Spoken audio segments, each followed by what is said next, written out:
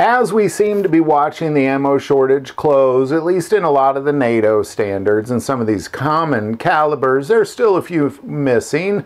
But what we've seen throughout this entire time is ammo production companies just working around the clock, pumping out ammo. But what we've recently seen, and we did another video on this, is that most of that ammo that they're pumping out is for the federal government. They're not pumping out ammo for civilians, and the reason is because they're lacking the components for the ammo, so the federal government is supplying all the ammo components for them to produce that ammo. And again, I'll put the link to that video below. But a lot of the reasons why these ammo manufacturers were saying they can't be making civilian ammo was because of a lack of two components. Primers. We've all known that primers have been in a shortage for quite a while, but that has come to an end. And a component in gunpowder, and I did not find any details on what that component was. It was just what I saw in the report from Ammo Land. Now, what I'll also say is that now they're saying that they can't, because there's not a shortage in those things anymore, they're saying that they have to keep pumping out ammo for the federal government for a new shortage, which is copper. Now they're saying they can't do it because of a copper shortage. Now I want to remind you that they are working around the clock, like we stated earlier.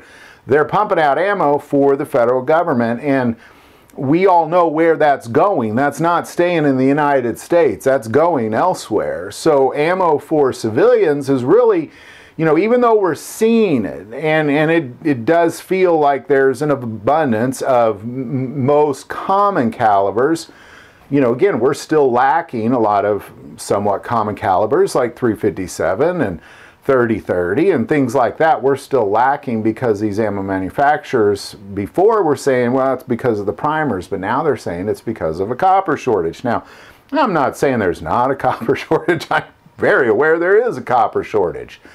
What I'm saying is something has to give.